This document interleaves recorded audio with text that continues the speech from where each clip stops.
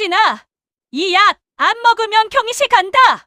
간호사의 목소리가 울려 퍼졌습니다. 청송정신병원 5층 폐쇄병동이었어요. 윤하진이 떨리는 손으로 고개를 가로저었습니다. 제발요.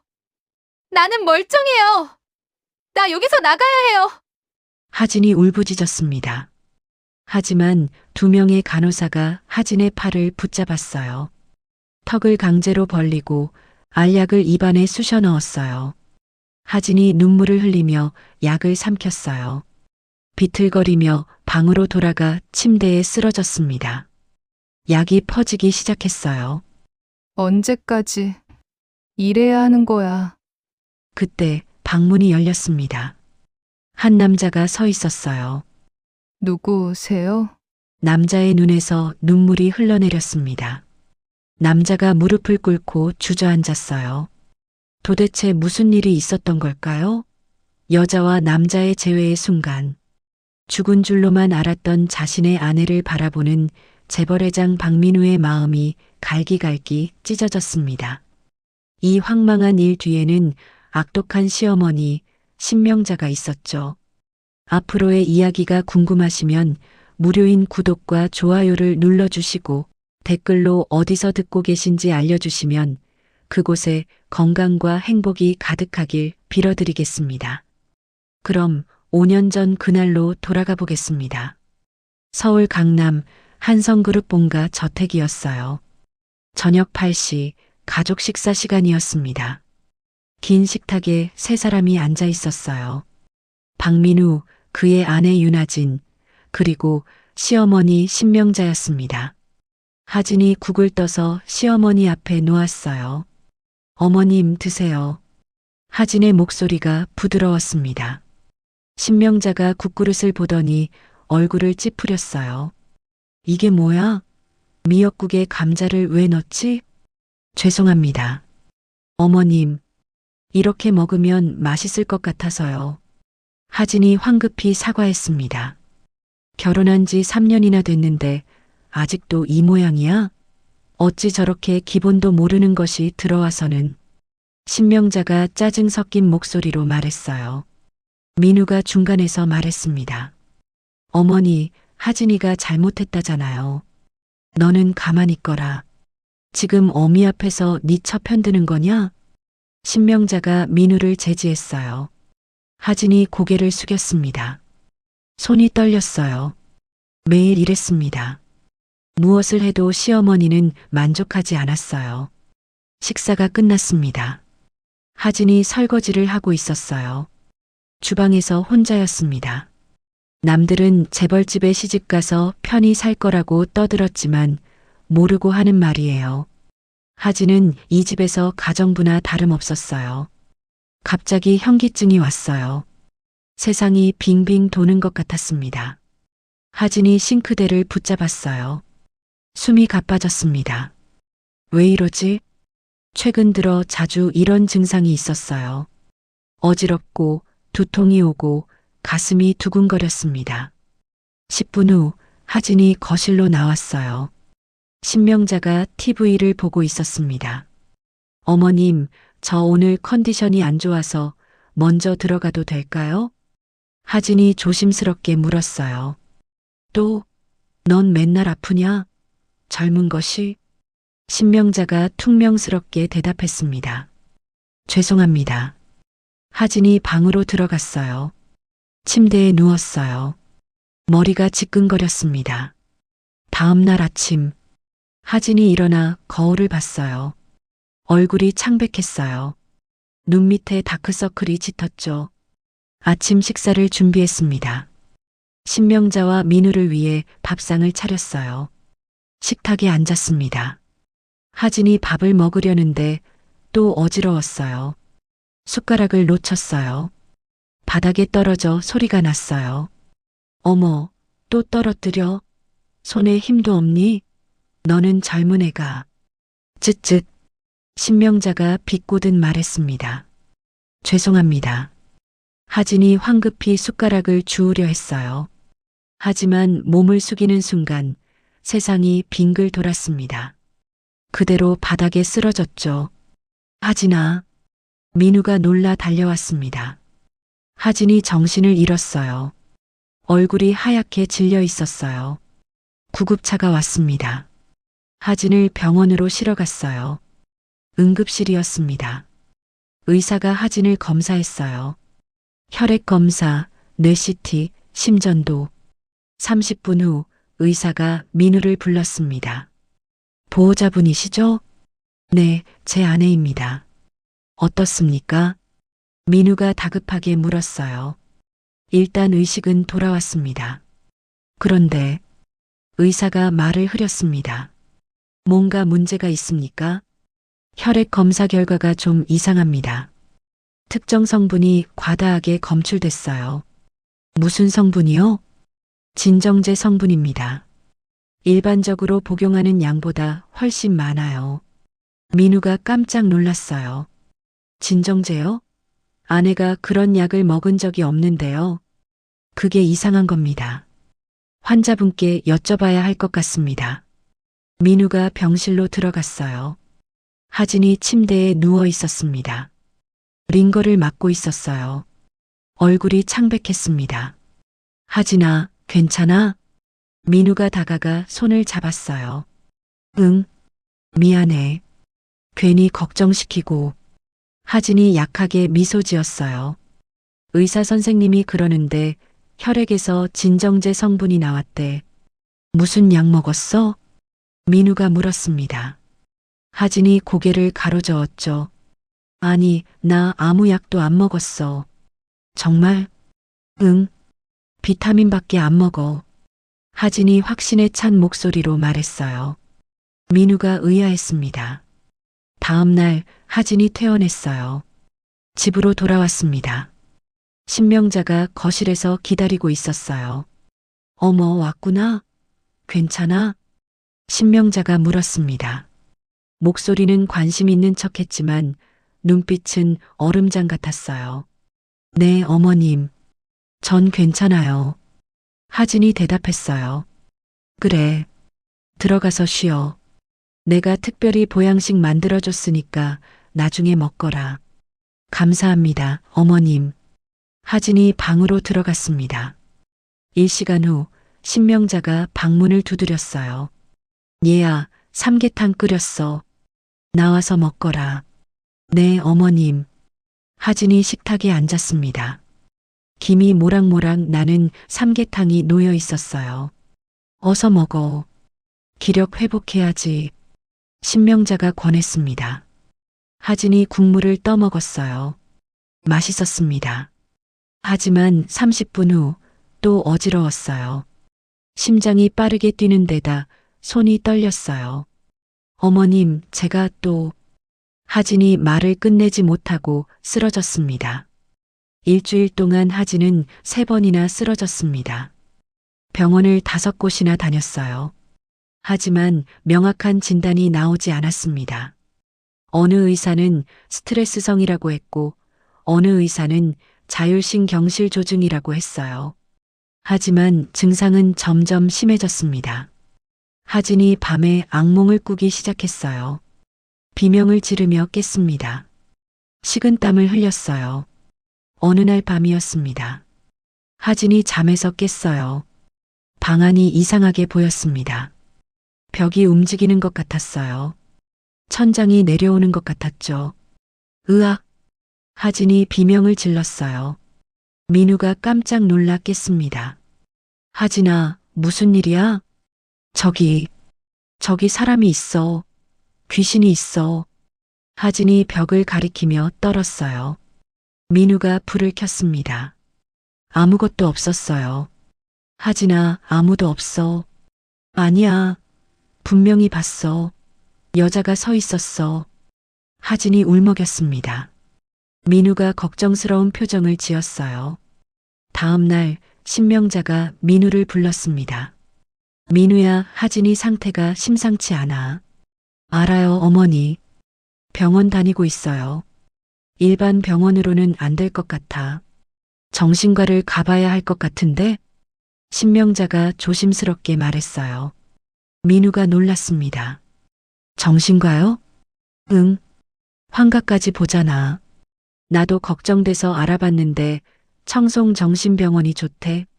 거기 원장이 유명한 정신과 전문이래. 민우가 망설였습니다. 빨리 예약해라. 늦으면 더 심해질 수도 있어. 신명자가 재촉했어요. 3일 후 청송정신병원이었습니다. 민우가 하진을 데리고 왔어요. 신명자도 함께였습니다. 진료실에서 이태수 원장이 하진을 진찰했어요. 50대 중반의 남자였습니다. 안경을 쓴 차분한 인상이었습니다. 증상이 언제부터 시작됐죠? 이태수가 물었습니다. 2주 전부터요. 하진이 대답했어요. 어떤 증상인가요? 어지럽고 두통이 오고 밤에 환각을 봤어요. 환각은 어떤 걸 봤나요? 방 안에 사람이 서 있는 것 같았어요. 벽이 움직이고 하진이 떨리는 목소리로 말했습니다. 이태수가 고개를 끄덕이며 뭔가 메모했습니다. 가족력은 어떻습니까? 집안에 정신질환 병력이 있나요? 민우가 대답했습니다. 아니요. 없습니다. 최근에 특별한 스트레스가 있었나요? 시댁 생활이 좀 불편했던 것 같아요. 하진이 작게 말했어요. 이태수가 신명자를 힐끗 봤습니다. 신명자가 미간을 찌푸렸어요. 진찰이 끝났습니다. 이태수가 민우와 신명자를 따로 불렀어요. 하진은 대기실에 남아 있었죠. 진단 결과를 말씀드리겠습니다. 이태수가 심각한 표정을 지었어요. 초기 조현병 증상으로 보입니다. 민우가 깜짝 놀랐습니다. 조현병이요? 정신분열증 말씀이신가요? 네. 환각, 망상, 불안 증상이 전형적입니다. 조기에 치료하지 않으면 악화될 수 있어요. 이태수가 단호하게 말했습니다. 신명자가 끼어들었어요. 그럼 입원 치료를 해야 하는 건가요? 그게 좋겠습니다. 약물 치료와 정신 치료를 병행해야 해요. 최소 6개월 정도 입원이 필요합니다. 민우가 망설였어요. 6개월이요? 너무 긴 것 아닙니까? 조현병은 시간이 걸립니다. 그리고 환자분 상태로 봐서는 집에서 관리가 어려울 것 같아요. 이태수가 설명했습니다. 신명자가 민우를 쳐다봤습니다. 민우야, 원장 선생님 말씀이 맞아. 하진이가 집에 있으면 우리도 힘들잖아. 제대로 치료받게 해야지. 하지만 빨리 결정해. 하진이 위해서야. 신명자가 재촉했어요. 민우가 고민했습니다. 하진의 얼굴이 떠올랐죠. 최근에 너무 힘들어 보였습니다. 알겠습니다. 입원시키겠습니다. 민우가 결정했어요. 3일 후 하진이 청송정신병원에 입원했습니다. 5층 폐쇄병동이었어요. 철창이 쳐진 방이었죠. 하진이 환자복으로 갈아입었어요. 거울을 봤습니다. 낯선 자신의 모습이 보였어요. 민우가 면회를 왔습니다. 하진아, 괜찮아? 민우가 걱정스럽게 물었어요. 응, 괜찮아. 하진이 억지로 웃었습니다. 곧 나을 거야. 원장 선생님이 그러는데 6개월이면 된대. 6개월. 하진이 중얼거렸어요. 긴 시간이었습니다. 나 매주 올게. 힘내. 민우가 하진의 손을 잡았어요. 하지만 그게 마지막이었어요. 다음 주 민우가 면회를 오지 않았어요. 하진이 기다렸습니다. 하지만 오지 않았어요. 그 다음 주도 오지 않았습니다. 한 달이 지났는데도 민우는 한 번도 오지 않았습니다. 하진이 간호사에게 물었어요. 남편이 왜 안 와요? 보호자분께서 면회 금지 요청하셨어요. 간호사가 무표정하게 대답했습니다. 뭐요? 왜요? 하진이 놀라며 물었어요. 환자분 상태가 안 좋아서 면회하면 악화될 수 있다고 하셨어요. 그럴 리가 없어요. 제발 남편한테 연락 좀 해주세요. 하진이 애원했습니다. 규칙입니다. 원장님 지시예요.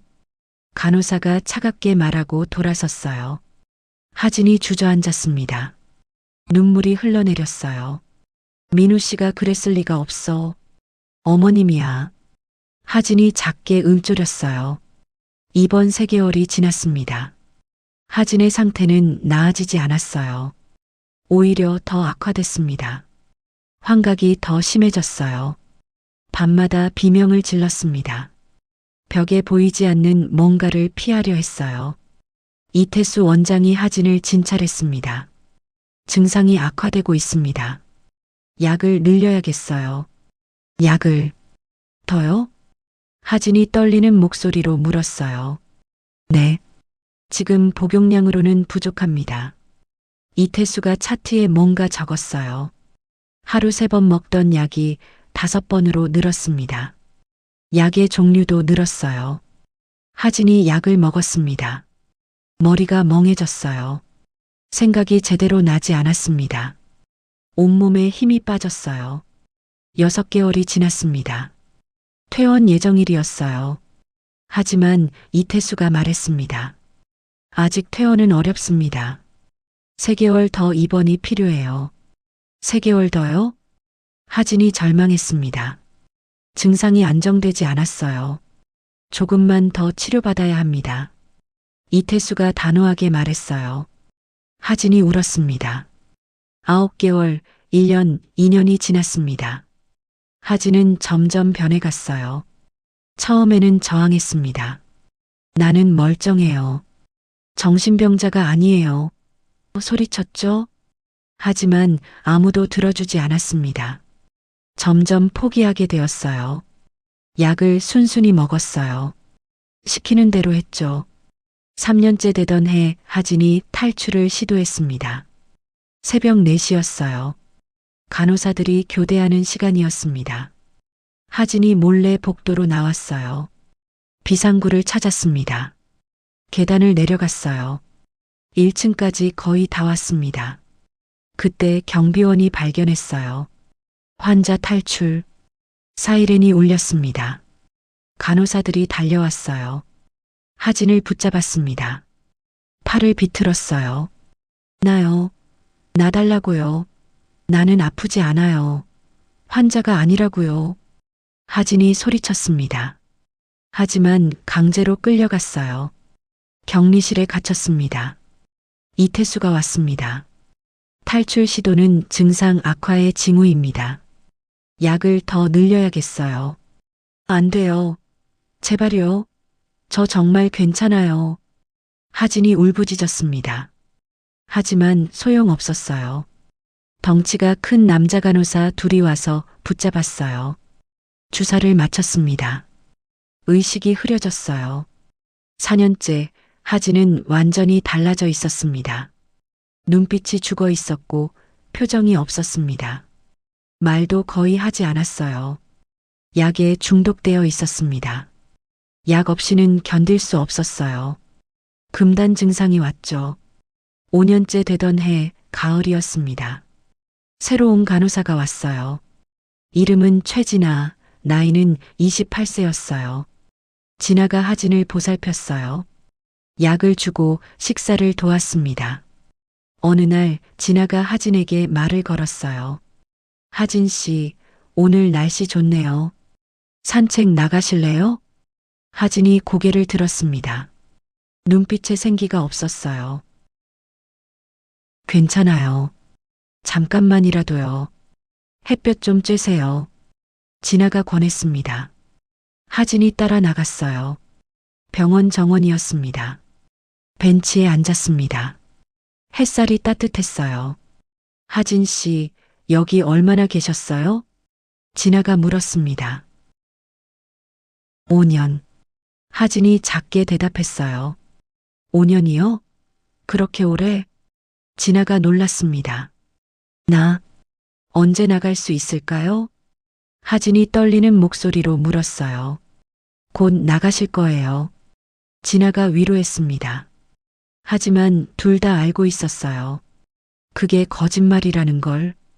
그날 밤 진아가 원장실에 불려갔습니다. 이태수가 앉아 있었어요. 표정이 굳어 있었죠. 최 간호사, 환자들과 너무 친해지지 마. 네. 진아가 당황했습니다. 5층 환자들은 특별관리 대상이야. 규칙을 지켜야지. 무슨 규칙인데요? 불필요한 대화 금지, 외부 연락 금지, 면회 통제. 이태수가 또박또박 말했어요. 진아가 이상함을 느꼈습니다. 왜 이렇게까지? 며칠 후 진아가 몰래 하진의 차트를 봤어요. 진단명 조현병, 입원일 5년 전, 투약 기록 매일 5회, 다량의 항정신병 약물. 하지만 이상한 점이 있었어요. 최근 1년간 증상 기록이 안정으로 되어 있었어요. 안정이면 왜 퇴원을 안 시키지? 진아가 의문을 품었습니다. 그리고 또 다른 기록을 발견했어죠. 보호자 연락처 신명자 시어머니, 비고 보호자 요청으로 면회 및 외부 연락 전면 차단. 진아가 놀랐습니다. 보호자가 면회를 막은 거야? 그날 밤 진아가 하진을 찾아갔어요. 하진 씨, 제가 여쭤봐도 될까요? 네. 하진이 고개를 들었어요. 가족분들이 면회를 안 오시는 이유가 뭔가요? 모르겠어요. 원장님이 면회 금지라고 했어요. 하진이 슬픈 표정을 지었습니다. 남편분은요? 5년 동안 한 번도 안 왔어요. 나를 버린 것 같아요. 하진의 눈에서 눈물이 흘러내렸어요. 진아의 가슴이 아팠습니다. 뭔가 잘못됐어. 이건 치료가 아니야. 이야기는 다시 5년 전 박민우의 이야기로 거슬러 올라가겠습니다. 하진이 병원에 입원한 지 한 달이 지났어요. 박민우가 회사 회장실에 앉아 있었습니다. 서류를 보고 있었지만 집중이 되지 않았어요. 자꾸만 하진의 얼굴이 떠올랐습니다.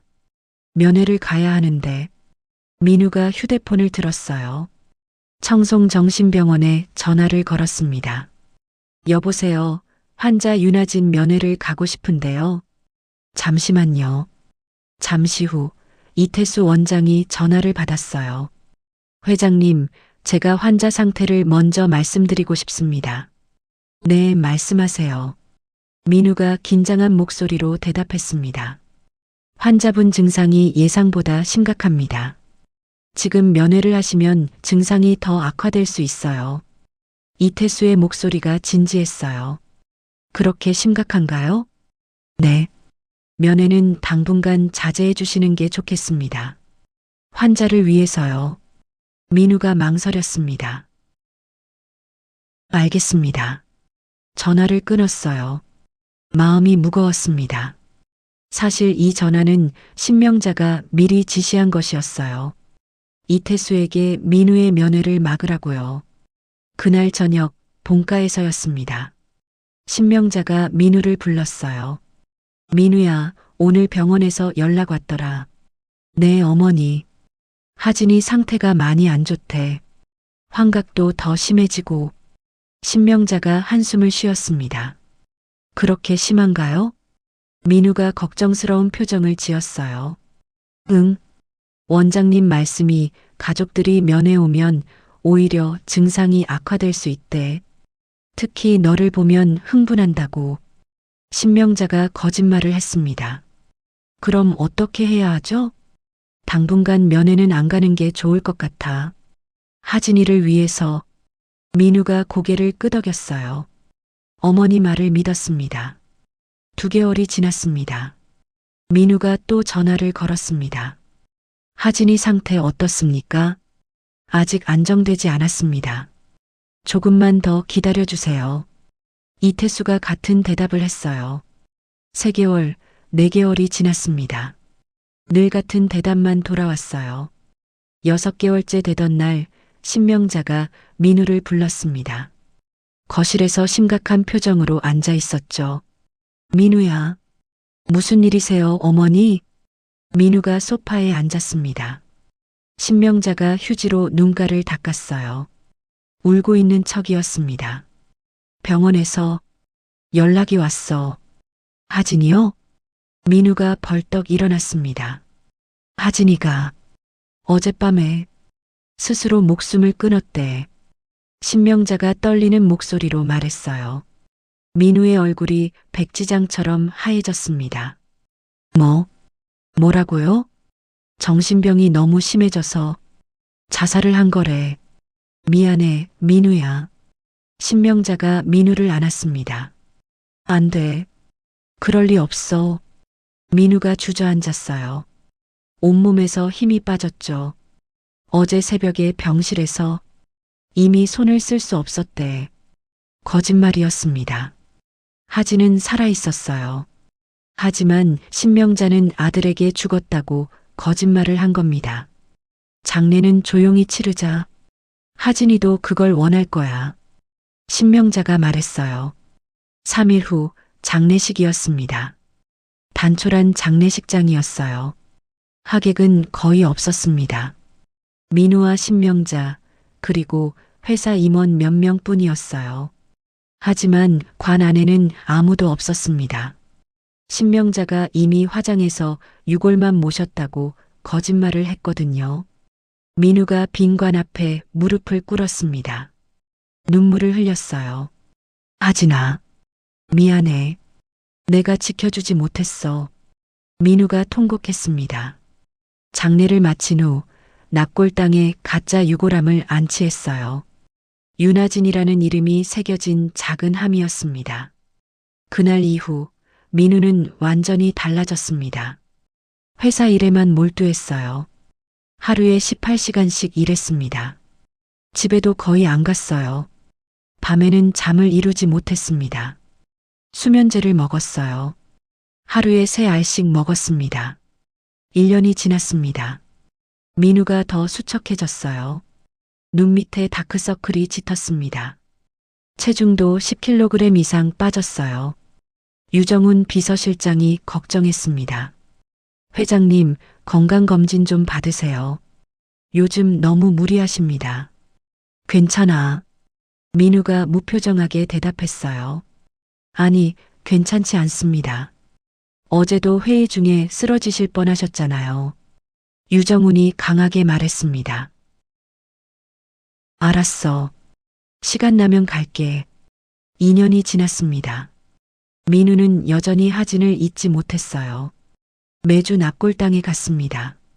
빈 유골함 앞에서 혼자 울었어요. 하진아, 나 잘 지내고 있어. 걱정 마. 거짓말이었습니다. 전혀 잘 지내지 못하고 있었어요. 3년이 지났습니다. 신명자가 민우에게 재혼을 권했어요. 민우야, 이제 새 사람 만나야 하지 않겠니? 하진이도 그걸 원할 거야. 안 돼요, 어머니. 민우가 단호하게 거절했습니다. 언제까지 이럴 거야? 3년이나 지났어. 나는 하진이 말고는 생각할 수 없어요. 민우가 고개를 가로저었어요. 4년이 지났습니다. 민우는 여전히 혼자였어요. 회사와 집만 오갔습니다. 다른 여자는 만나지 않았어요. 밤마다 악몽을 꿨습니다. 하진이 나타나 말했어요. 왜 나를 구하러 오지 않았어? 민우가 땀을 흘리며 깼습니다. 5년째 되던 해 가을이었습니다. 민우가 회사에서 회의를 하고 있었어요. 갑자기 어지러웠습니다. 비틀거렸어요. 회장님, 유정훈이 다급하게 민우를 붙잡았습니다. 괜찮아. 잠깐. 하지만 민우가 쓰러졌어요. 병원에 실려갔습니다. 의사가 진찰했어요. 극심한 스트레스와 불면증입니다. 이대로 가면 큰일 납니다. 의사가 심각하게 말했습니다. 어떻게 해야 하죠? 유정훈이 물었어요. 약물 치료도 중요하지만 정신적 안정이 필요합니다. 조용한 곳에서 휴식을 취하세요. 민우가 태어난 후 유정훈이 조심스럽게 제안했습니다. 회장님, 제 어머니가 자주 다니시는 사찰이 있습니다. 거기만 가면 정신적으로 평안해진다고 하셨어요. 어디? 작은 사찰이에요. 공기도 좋고 경치도 좋고 지친 몸과 마음에 휴식을 주기엔 제격입니다. 민우가 잠시 생각했습니다. 거기 어디 있는데? 경기도 외곽 청송산이요. 조용한 곳입니다. 그래, 한번 가보자. 그렇게 민우는 작은 사찰에 가게 되었죠. 그 작은 사찰이 어디 있는지도 모르고 말이죠. 그 사찰에 도착할 즈음 청송정신병원을 지나치게 되었어요. 갑자기 민우의 동공이 커졌어요. 저긴 하진이가 입원했던 곳인데 저곳에서 괴로워하다 극단의 선택을 한 하진이 생각에 갑자기 마음이 찢어질 것 같았습니다. 내가 너무 무심했어. 병원 원장 말만 믿고 무슨 수를 쓰던 데리고 나왔어야 했는데 민우가 자신의 가슴을 주먹으로 연신 내리쳤습니다. 유 실장, 저 병원에 좀 들렀다 가지. 민우는 그렇게 자신도 모르게 청송정신병원으로 향했어요. 5년 만에 아내가 갇혀있는 그 병원으로요. 운명이었을까요? 민우가 청송정신병원 주차장에 차를 세웠습니다. 건물을 올려다봤죠. 회장님, 여긴 어쩐 일로? 혹시 돌아가신 사모님 때문에? 유정훈이 말했어요. 그래. 아주 잠시만 있다가 가지. 잠깐 기다려. 비가 부슬부슬 내리고 있었어요. 민우가 우산을 펼치지 않고 걸었습니다. 정원을 지나 본관으로 향했어요. 그때였습니다. 민우가 무심코 건물을 올려다봤어요. 5층 창문이 눈에 들어왔습니다. 철창이 쳐진 창문이었어요. 그 너머로 한 여자가 서 있었습니다. 환자복을 입은 여자였어요. 창문에 손을 대고 밖을 보고 있었습니다. 민우의 심장이 멎는 것 같았어요. 그 옆모습, 그 머리 모양, 그 손짓. 하진이? 민우가 중얼거렸습니다. 불가능했어요. 하진은 5년 전에 죽었으니까요. 자신이 직접 장례를 치렀어요. 하지만 그 여자는 너무나 하진을 닮아 있었습니다. 민우가 발걸음을 멈췄어요. 계속 5층 창문을 바라봤습니다. 여자가 고개를 돌렸어요. 창밖을 내려다봤습니다. 순간 두 사람의 시선이 마주쳤어요. 민우의 온몸에 전율이 흘렀습니다. 하진이야. 분명히 하진이다. 여자가 다시 창문에서 사라졌습니다. 민우가 정신을 차렸어요. 급히 병원 로비로 달려들어갔습니다. 5층 폐쇄병동 환자 면회를 하고 싶은데요. 보호자이십니까? 직원이 물었어요.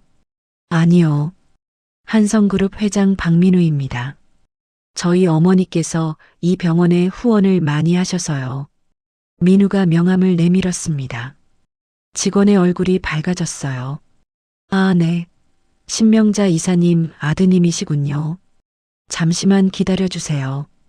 5분 후 이태수 원장이 직접 나왔습니다. 어서 오세요, 회장님. 영광입니다. 이태수가 공손하게 인사했어요. 안녕하세요. 어머니께서 이 병원을 많이 칭찬하셔서 한번 둘러보고 싶었습니다. 민우가 말했습니다. 그러십니까? 제가 직접 안내해드리죠. 이태수가 앞장섰어요. 병원을 둘러봤습니다. 1층, 2층, 3층, 5층도 볼 수 있을까요? 민우가 물었어요. 이태수의 표정이 순간 굳어졌습니다. 5층은 폐쇄병동이라 일반인 출입이 제한됩니다. 저도 안 되나요? 잠시만요. 이태수가 누군가에게 전화를 걸었어요. 민우가 듣지 못하게 멀리 가서요. 전화 상대는 신명자였습니다. 이사님, 아드님께서 병원에 오셨습니다. 뭐? 민우가? 왜? 신명자의 목소리가 날카로워졌어요. 병원 둘러보러 오셨다는데 5층도 보고 싶다고 하셔서요. 절대 안 돼. 5층은 보여주지 마. 신명자가 소리쳤습니다. 알겠습니다. 이태수가 전화를 끊었어요. 민우에게 돌아왔습니다. 죄송합니다, 회장님. 5층은 환자 프라이버시 보호를 위해 보호자 외에는 출입이 불가합니다. 그렇군요. 아쉽네요. 민우가 아쉬운 척했습니다. 병원을 나왔어요. 하지만 민우는 포기하지 않았습니다. 차에 타서 유정훈에게 지시했어요. 유 실장, 이 병원 환자 명단 구할 수 있어? 환자 명단요? 그건 개인정보라. 방법을 찾아봐. 특히 5층 폐쇄병동. 민우의 목소리가 단호했습니다. 알겠습니다. 3일 후 유정훈이 서류를 가져왔어요. 회장님 구했습니다. 5층 환자 명단입니다. 민우가 서류를 받아봤습니다. 손이 떨렸어요. 이름들을 하나씩 확인했습니다. 김영희, 박순자, 이미란, 최. 거기서 멈췄습니다. 윤하진. 민우의 심장이 멎는 것 같았어요. 하진이. 여기 있었어. 목소리가 떨렸습니다. 회장님, 윤하진이라면 5년 전에 돌아가신 사모님 아닙니까? 유정훈이 조심스럽게 물었어요. 민우가 유정훈을 똑바로 바라봤습니다. 하진이는 죽지 않았어. 어머니가 거짓말을 한 거야. 네. 유정훈이 놀랐습니다. 5년 전 어머니가 하진이가 정신병원에 입원했다가 자살했다고 말했어. 장례도 치렀지. 화장해서 납골당에 안치했다고 했고, 민우가 떨리는 목소리로 말했어요. 그런데 사모님께서 살아있다고요? 응. 그 병원 5층에 갇혀 있어. 민우의 주먹이 쥐어졌습니다. 어머니를 조사해. 5년 전부터 지금까지 뭘 했는지 전부. 알겠습니다. 일주일 후 유정훈이 충격적인 자료를 가져왔어요. 회장님, 이걸 보십시오. 은행 거래 내역이었습니다. 5년 전부터 매달 신명자가 청송정신병원에 큰 금액을 송금하고 있었어요. 후원금이 아니라 입원비였어. 민우가 중얼거렸습니다. 그리고 또 다른 문서가 있었어요. 이태수 원장과 신명자의 비밀 계약서였습니다. 내용은 충격적이었어요. 환자 윤하진을 무기한 입원시킴, 외부 접촉 일체 차단, 매월 1,000만 원 지불. 민우가 서류를 쥔 손에 힘이 들어갔어요. 종이가 구겨졌습니다. 어머니가 하진이를 가둔 거야. 민우의 눈에서 눈물이 흘러내렸습니다. 왜 이런 짓을? 다음 날 민우가 본가를 찾아갔어요. 신명자가 거실에 앉아 차를 마시고 있었습니다. 어머니, 민우가 낮은 목소리로 불렀어요. 어머, 민우야. 무슨 일이야? 신명자가 태연하게 물었습니다. 하진이는 죽지 않았죠?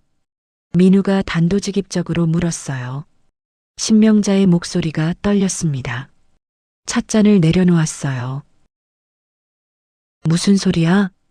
청송정신병원 5층에 5년째 갇혀 있잖아요. 어머니가 가두셨잖아요. 민우의 목소리가 떨렸습니다. 신명자가 침묵했어요. 그리고 천천히 입을 열었습니다. 나는 모르는 일이다. 태연한 목소리였습니다.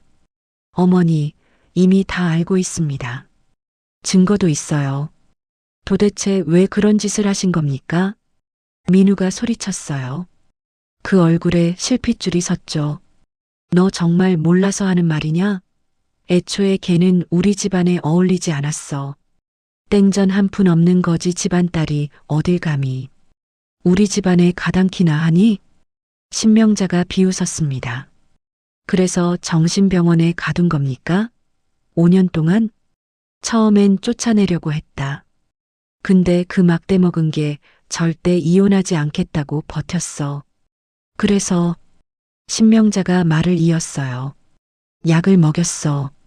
정신 이상 증상이 나타나게. 그리고 병원에 입원시켰지. 민우의 얼굴이 창백해졌습니다. 뭐라고요? 그래. 내가 그랬다. 진정제를 몰래 음식에 탔어. 그럼 어지럽고 환각이 보이지. 그걸로 정신과 진단을 받게 만들었지. 신명자가 한쪽 입꼬리를 비틀며 웃었어요. 그리고 내 친구 아들이 그 병원 원장이야. 돈을 주고 계속 입원시켜놨어. 간단하지? 민우가 주먹을 쥐었습니다. 분노로 온몸이 떨렸어요. 어떻게 그럴 수 있어요? 그러니까 애초에 엄마가 걔는 싫다고 했잖니. 왜 일을 어렵게 만드는 거야? 이건 다 너 때문이기도 해. 신명자가 윽박을 질렀어요. 너도 걔가 정신병이 있다고 믿었잖아. 너는 걔를 너무 쉽게 포기했어. 신명자가 비웃었습니다. 민우가 무릎을 꿇었어요. 바닥에 주저앉았습니다. 내가 뭘 한 거야? 눈물이 쏟아졌습니다. 그날 밤 민우가 변호사를 불렀습니다. 당장 어머니를 고소할 겁니다. 강금죄, 상해죄, 모든 혐의로. 민우의 목소리가 단호했어요. 그리고 청송정신병원 원장도 함께요. 알겠습니다, 회장님. 다음 날 민우가 청송정신병원에 다시 도착했습니다. 5층 병실 문을 열었습니다. 하진이 침대에 앉아 있었어요. 약에 취한 듯 멍한 표정이었습니다. 하진아. 민우가 떨리는 목소리로 불렀어요. 하진이 천천히 고개를 들었습니다. 민우를 보았어요. 하지만 아무 감정이 없었습니다. 누구세요? 하진이 작게 물었습니다. 민우의 가슴이 갈기갈기 찢어졌어요. 무릎을 꿇고 하진에게 다가갔습니다. 나야. 민우야. 내 남편. 민우가 하진의 손을 잡았어요. 눈물이 쏟아졌습니다. 남편? 저는 남편이 없는데요? 하진이 멍하니 물었어요. 아니야, 우리 결혼했어. 5년 전까지 함께 살았어. 기억 안 나? 민우의 속이 타들어갔습니다. 하진이 고개를 저었어요. 기억이 안 나요. 저는 여기 오래 있었어요. 언제부터인지도 모르겠어요. 민우가 하진을 꽉 껴안았어요. 이제 괜찮아. 내가 데리고 나갈게. 여기서 나가자. 그때 원장 이태수가 급히 달려왔어요. 회장님, 안 됩니다. 환자를 함부로 데리고 나가시면. 닥쳐요. 이 사람은 정신병이 없어요. 민우가 소리쳤습니다. 그게 무슨 말씀이십니까? 이태수가 당황했어요. 5년 전 우리 어머니가 이 사람을 여기 가둔 거 다 알아요. 당신도 공범이고. 민우가 이태수를 노려봤습니다. 이태수의 얼굴이 하얗게 질렸어요. 증거라도 있으십니까? 있어요. 어머니와 당신 사이의 돈거래 기록, 비밀 계약서, 전부 다 확보했어요. 민우가 휴대폰을 꺼내 서류 사진을 보여줬습니다. 이태수가 식은땀을 흘렸죠. 그건 오해입니다. 오해? 경찰이 판단하겠죠. 민우가 하진을 부축해 일으켰습니다. 지금 당장 하진이를 데리고 나갈 겁니다. 막으면 당신도 같이 고소할 거예요. 민우가 하진을 데리고 복도로 나왔어요. 엘리베이터를 탔습니다. 1층으로 내려갔어요. 차에 하진을 태웠습니다.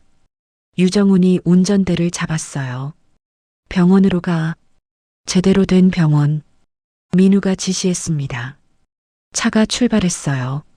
하지만 이태수는 즉시 신명자에게 전화를 걸었습니다. 이사님, 큰일 났습니다. 아드님이 하진 씨를 데리고 갔어요. 뭐라고? 신명자의 목소리가 격양되었어요. 그리고 증거도 다 확보했다고 하는데요. 박민우, 이 미친놈. 기어코 일을 망쳐놔. 신명자가 이를 갈았습니다. 어떡하죠?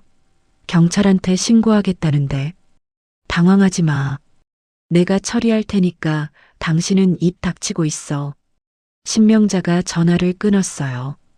그리고 즉시 한성그룹 이사들을 소집했습니다. 다음 날 오전 한성그룹 이사회실이었습니다. 10명의 이사가 모여 있었어요. 모두 신명자의 사람들이었습니다. 신명자가 단상에 섰어요. 여러분, 오늘 긴급 이사회를 소집한 이유는 회장 박민우의 직무 정지권을 논의하기 위해서입니다. 이사들이 웅성거렸어요. 박민우 회장은 최근 정신적으로 매우 불안정합니다. 회사 경영에 악영향을 끼치고 있어요.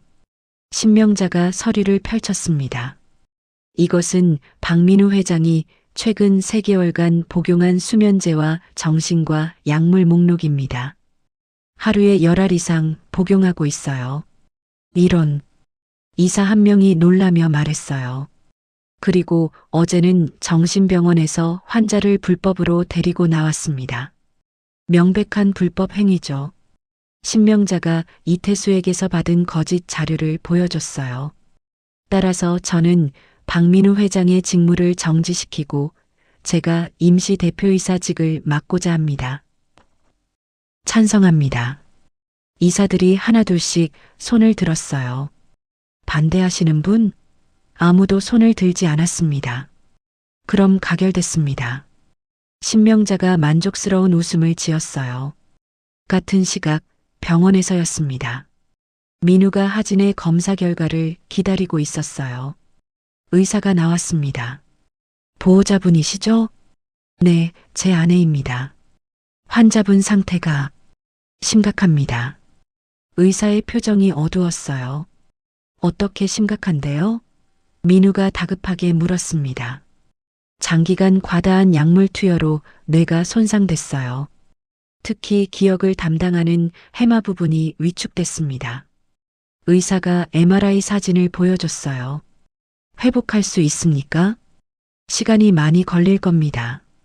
최소 2년은 봐야 해요. 그리고 의사가 말을 이었습니다. 약물 의존도가 너무 높아서 금단 증상이 심할 겁니다. 약을 끊는 과정이 매우 고통스러울 거예요. 민우가 고개를 끄덕였어요. 뭐든 하겠습니다. 제발 아내를 낫게 해주세요. 그때 유정훈이 급히 달려왔습니다.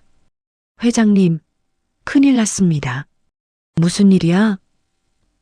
이사회에서 회장님 직무정지 결정을 내렸습니다. 신명자 이사가 임시 대표이사가 됐어요. 유정훈이 숨을 헐떡이며 말했어요. 뭐? 민우가 깜짝 놀랐습니다. 지금 당장 회사로 오시라고 합니다. 인계 절차를 밟아야 한대요. 민우가 주먹을 쥐었어요. 어머니가 여기까지. 1시간 후 한성그룹 본사 회장실이었습니다. 민우가 들어섰어요. 신명자가 회장 의자에 앉아 있었습니다. 어서 와, 민우야. 신명자가 가식적인 웃음을 지었죠. 어머니, 이게 무슨 짓입니까? 민우가 소리쳤습니다.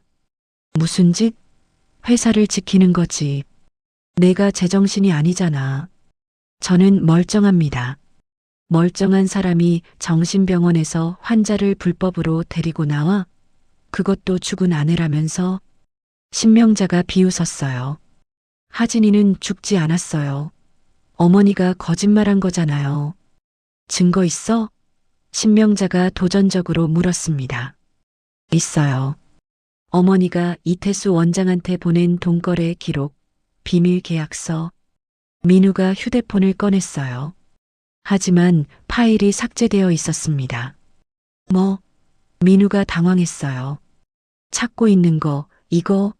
신명자가 서류 뭉치를 꺼내 불을 붙였습니다. 활활 타올랐어요. 안 돼. 민우가 달려들었지만 이미 늦었습니다. 서류가 제가 되어버렸어요. 이제 증거 없어. 내가 뭘 할 수 있겠어? 신명자가 재떨이에 재를 털어냈습니다. 어머니, 어떻게 이럴 수 있어요? 민우의 목소리가 떨렸어요. 쉽지. 난 살아남기 위해서라면 뭐든 한단다. 너도 배워야 해. 저는 어머니를 경찰에 고소할 겁니다. 증거 없이? 해봐. 누가 믿겠어? 신명자가 웃었습니다. 그리고 내 계좌 다 동결시켰어. 회사 법인 카드도 정지. 집도 회사 소유니까 나가야 할 거야. 민우의 얼굴이 창백해졌어요. 하진이 치료비는 어떡하라고요? 그건 내가 알아서 해. 나는 모르겠어. 신명자가 냉정하게 말했습니다. 어머니, 진짜 이러실 겁니까? 나가. 보기 싫어. 신명자가 손짓했어요. 민우가 주먹을 꽉 쥐었습니다. 하지만 어쩔 수 없었어요. 회장실을 나섰습니다. 복도에서 비서들이 민우를 피했어요. 눈을 마주치지 않았습니다. 회장님, 유정훈만이 민우를 따라왔어요. 유 실장, 나 이제 회장 아니야. 민우가 쓸쓸하게 웃었습니다. 그래도 저한테는 회장님입니다. 제가 도와드리겠습니다. 유정훈이 단호하게 말했어요. 민우가 유정훈의 어깨를 쥐었습니다. 고마워.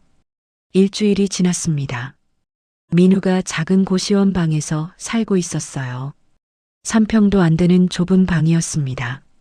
창문도 제대로 없었어요. 환풍기 소리가 시끄러웠습니다. 민우가 바닥에 앉아 라면을 끓여 먹었어요. 한때 재벌 회장이었던 사람의 모습이라고는 믿기지 않았습니다. 휴대폰이 울렸어요. 병원에서 온 전화였습니다. 보호자님, 윤아진 환자분 치료비가 밀렸는데요. 알고 있습니다.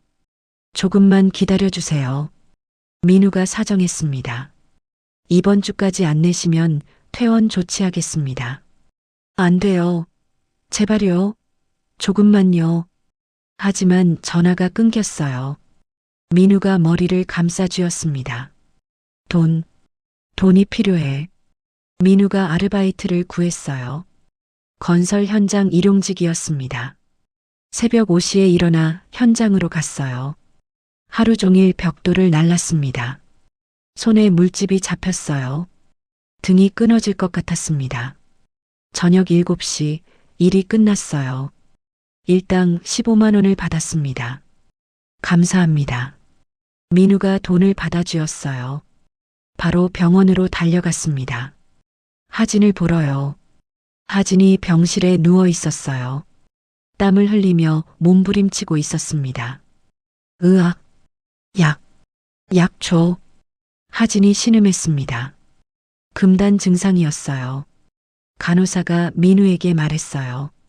약을 끊고 있어서 이렇습니다. 며칠은 더 이럴 거예요. 민우가 하진의 손을 잡았습니다. 하진아, 조금만 참아. 곧 나아질 거야. 하지만 하진은 민우를 알아보지 못했어요. 손을 뿌리쳤습니다. 가요. 모르는 사람.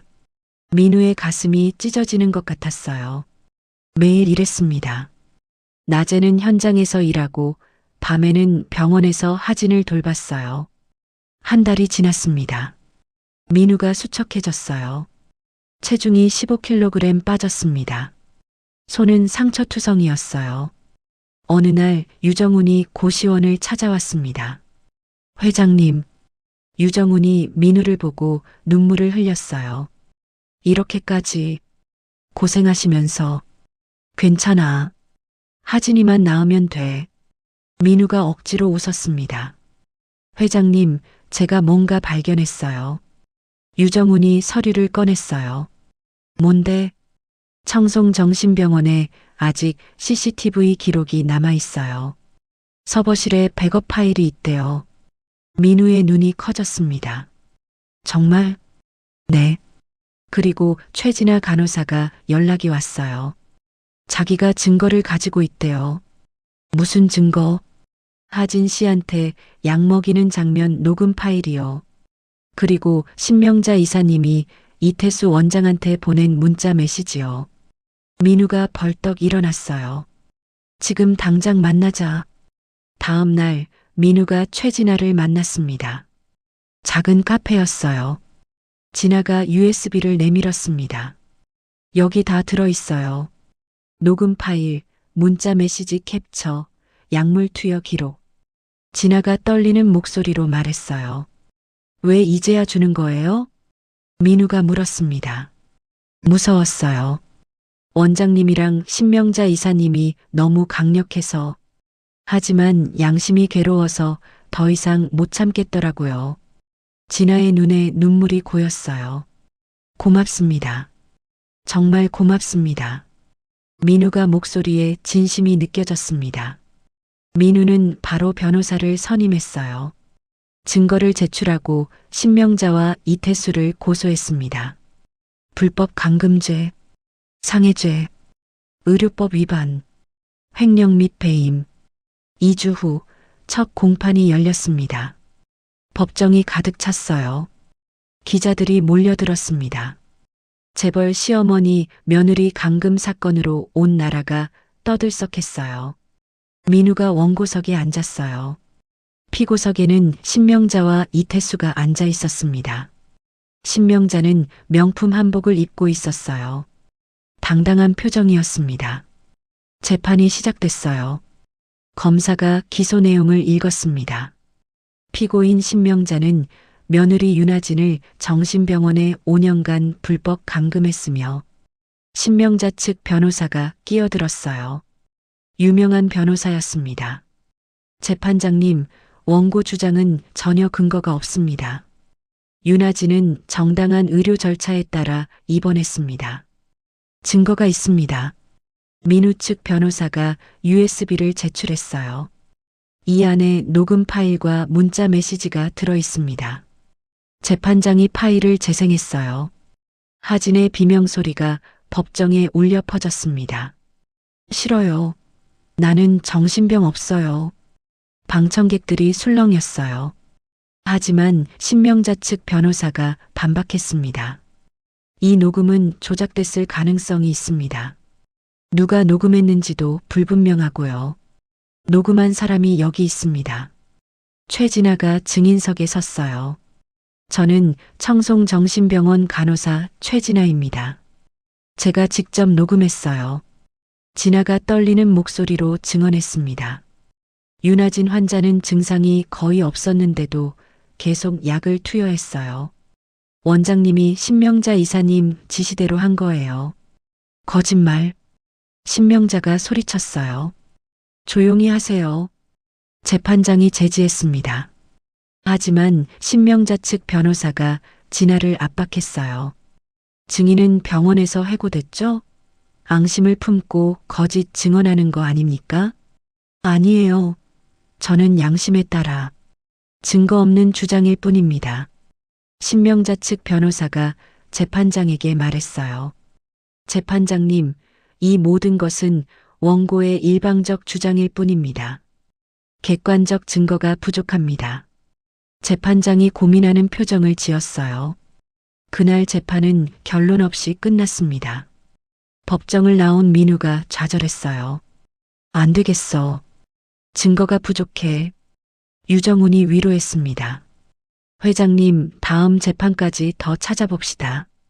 일주일 후 유정훈이 급히 민우를 찾아왔습니다. 회장님, CCTV 백업 파일 찾았어요. 정말? 민우가 벌떡 일어났어요. 네. 청송정신병원 서버실에 5년치 기록이 다 남아 있었어요. 유정훈이 노트북을 펼쳤습니다. 영상이 재생됐어요. 5년 전 신명자가 이태수 원장실에 찾아온 장면이었습니다. 이 여자를 평생 여기 가둬놔. 절대 나가지 못하게. 신명자의 목소리가 선명했어요. 알겠습니다, 이사님. 이태수가 고개를 숙였습니다. 그리고 이건 계약금. 매달 1,000만 원씩 보낼 테니까 절대 입 벗어나지 못하게 해. 신명자가 돈봉투를 건넸어요. 감사합니다. 영상이 끝났습니다. 민우가 주먹을 쥐었어요. 이제 됐어. 결정적 증거야. 2주 후 두 번째 재판이 열렸습니다. 민우 측 변호사가 CCTV 영상을 제출했어요. 재판장님, 이것이 결정적 증거입니다. 영상이 법정에서 재생됐습니다. 신명자의 목소리가 울려 퍼졌어요. 이 여자를 평생 여기 가둬놔. 방청석이 술렁였습니다. 기자들이 카메라를 들이댔어요. 신명자의 얼굴이 창백해졌습니다. 저건 조작이야. 신명자가 소리쳤어요. 조작이 아닙니다. 국립과학수사연구원 감정 결과 원본이 맞습니다. 민우 측 변호사가 감정서를 제출했어요. 신명자 측 변호사가 반박하려 했지만 말문이 막혔습니다. 또한 피고인 신명자의 계좌에서 5년간 매달 1,000만 원씩 이태수 원장에게 송금한 기록이 있습니다. 은행 거래 내역이 제출됐어요. 그리고 피고인이 윤하진에게 먹인 약물 구입 기록도 있습니다. 약국 영수증이 나왔습니다. 신명자가 대량의 진정제를 구입한 기록이었어요. 재판장이 서류를 검토했습니다. 표정이 심각했어요. 피고인 신명자, 할 말 있습니까? 신명자가 벌떡 일어섰어요. 나는 내 아들을 위해서 한 거야. 그 여자는 우리 집안에 어울리지 않았어. 조용히 하세요. 재판장이 소리쳤습니다. 나는 잘못한 게 없어. 나는. 신명자가 계속 소리쳤어요. 하지만 법정 경위가 제지했습니다. 재판장이 망치를 두드렸어요. 피고인 신명자, 불법 강금죄 및 상해죄로 징역 7년을 선고합니다. 피고인 이태수, 의료법 위반 및 공모죄로 징역 5년을 선고합니다. 쾅! 망치 소리가 울렸어요. 안 돼. 안 된다고. 신명자가 소리쳤습니다. 하지만 법정 경위들이 신명자를 끌고 나갔어요. 신명자가 끌려가며 민우를 노려봤습니다. 민우야, 너 엄마한테 이러면 안 돼. 내가 너를 어떻게 키웠는데. 하지만 민우는 외면했어요. 눈길조차 주지 않았습니다. 법정을 나온 민우가 기자들에게 둘러싸였어요. 회장님, 소감 한마디 해주세요. 제 아내가 5년간 겪은 고통을 생각하면 가슴이 아픕니다. 앞으로 평생 아내를 지키며 살겠습니다. 민우가 담담하게 말했습니다. 판결 후 3개월이 지났습니다. 민우가 회사로 복귀했어요. 이사회가 신명자를 해임하고 민우를 다시 회장으로 선임했습니다. 하지만 민우는 회사 일을 최소화했어요. 전문 경영인에게 대부분 위임했습니다. 나는 하진이 돌보는 데 집중할 거야. 민우가 유정훈에게 말했어요. 하진은 여전히 병원에 입원 중이었습니다. 회복 치료를 받고 있었어요. 금단 증상이 계속됐어요. 밤마다 악몽을 꿨습니다. 온몸이 떨렸어요. 으악, 약 줘. 하진이 신음했습니다. 민우가 하진의 손을 꽉 잡았어요. 하진아, 조금만 참아. 이제 거의 다 왔어. 아파. 너무 아파. 하진이 울었습니다. 민우도 함께 울었어요. 하진의 고통을 같이 느꼈습니다. 6개월이 지났습니다. 하진의 금단 증상이 조금씩 나아졌어요. 약 없이도 견딜 수 있게 됐습니다. 하지만 기억은 여전히 돌아오지 않았어요. 정말 당신 아내였나요? 하진이 민우에게 물었습니다. 응. 3년 동안 함께 살았어. 민우가 사진을 보여줬어요. 결혼식 사진이었습니다. 하진이 사진 속 자신을 봤어요. 환하게 웃고 있는 모습이었습니다. 이렇게 행복해 보였나요? 응. 너무 예뻤어. 민우가 눈물을 흘렸어요. 미안해요. 기억이 안 나서. 괜찮아. 천천히 기억하면 돼. 1년이 지났습니다. 하진이 많이 회복했어요. 표정이 살아났습니다. 웃음도 늘었어요. 어느 봄날 민우가 하진을 공원으로 데리고 갔습니다. 벚꽃이 만개했어요. 꽃잎이 흩날렸습니다. 하진이 벚꽃을 보며 말했어요. 예쁘네요. 응. 우리 결혼식도 봄에 했어. 벚꽃 필 때. 민우가 말했습니다. 하진이 민우를 바라봤어요. 그때 갑자기 머릿속에 뭔가 스쳤습니다. 벚꽃 아래 서 있는 남자. 환하게 웃고 있는 자신. 민우 씨? 하진이 떨리는 목소리로 불렀어요. 응? 혹시 저희 첫 데이트도 여기였나요? 민우가 깜짝 놀랐습니다. 맞아. 어떻게 알았어? 기억이 조금 났어요.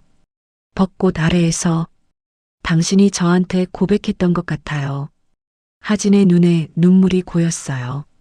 민우가 하진을 꽉 껴안았습니다. 하진아, 기억나는 거야?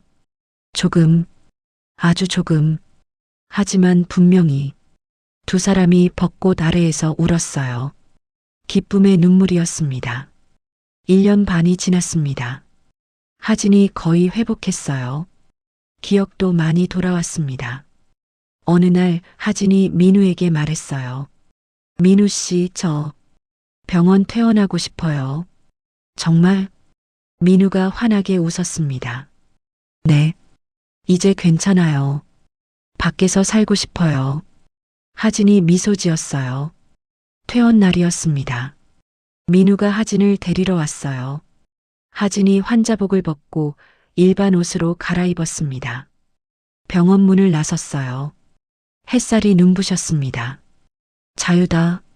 하진이 중얼거렸어요. 민우가 하진의 손을 잡았습니다.